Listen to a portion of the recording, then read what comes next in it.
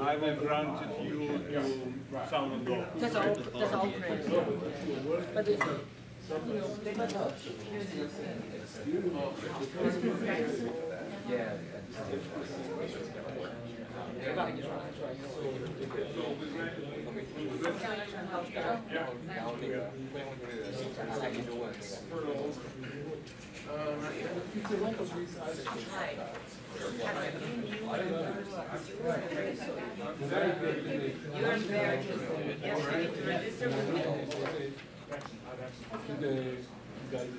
So give me your name.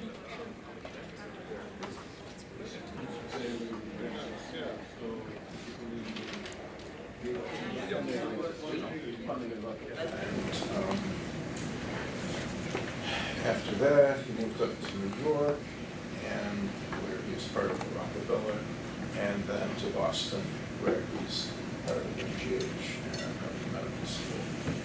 And his interest has always been in antibodies, and they, as you know, antibodies mediate a lot of the effects of the immune system. And it turns out that the FC fragment, which is the constant fragment that is highly glycosylated, is very important for the function of the antibody. And so today's, well, here I can give more. Over the course of an immune response, immunoglobulin antibodies are further refined as B-cell receptors undergo further mutation and clonal selection, resulting in highly specific antibodies. Antigen specificity alone is not enough for immunologically competent IG. The constant region of the FC is highly glycosylated, and that's what we'll be hearing about today. So I'd like to, it's my pleasure to introduce Robert Anthony, and I look forward to what he has to say about glycosylation and antibody function. Well, thank you. Thank you for the invitation.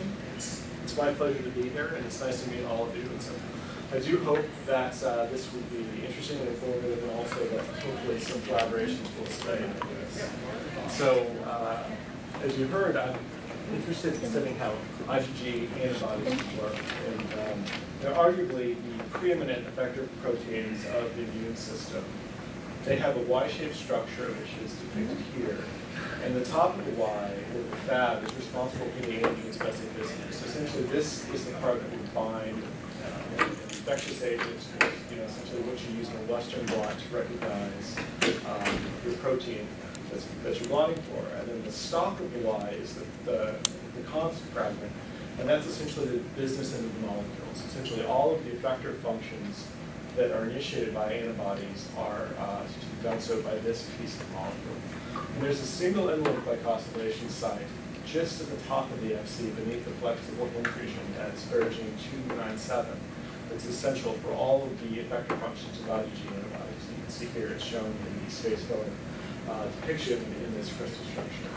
And then over here is a immune image showing poliovirus that's being bound and neutralized by antibodies. Etc. So they are basically independent. They get the signaling from those above and kind of independent in their function. Yeah, so essentially this part would bind like the streptococcus, and you would leave the FC sticking out, and essentially there will be receptors on inflammatory cells like macrophages that will interact with this portion of the molecule.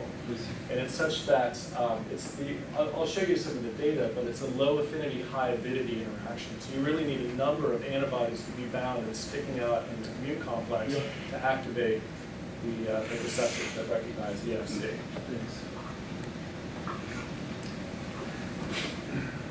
So this was some historical data done by my mentor, Jeff Ravitch, in the mid-90s, and they were trying to understand what proteins were important for the inflammatory properties that were mediated by antibodies. So using a model of induced thrombocytopenia, they administered a monoclonal antibody that recognizes the platelet beta integrin. And when they administered this to a mouse, it resulted in rapid loss of platelet within hours from the circulation. And that was true in wild-type mice, which were shown in red, in mice that lacked the complement protein C3, which is shown in blue. And that's common to all 3 complement cascades. This is the isostep control treated group shown in green, and they were unaffected by the isostep control antibody.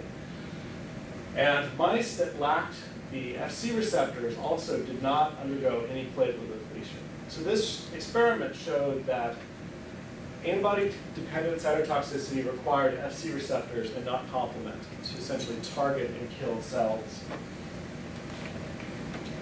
And so the interaction of antibodies with FC receptors absolutely requires that glycosylation site on each heavy chain.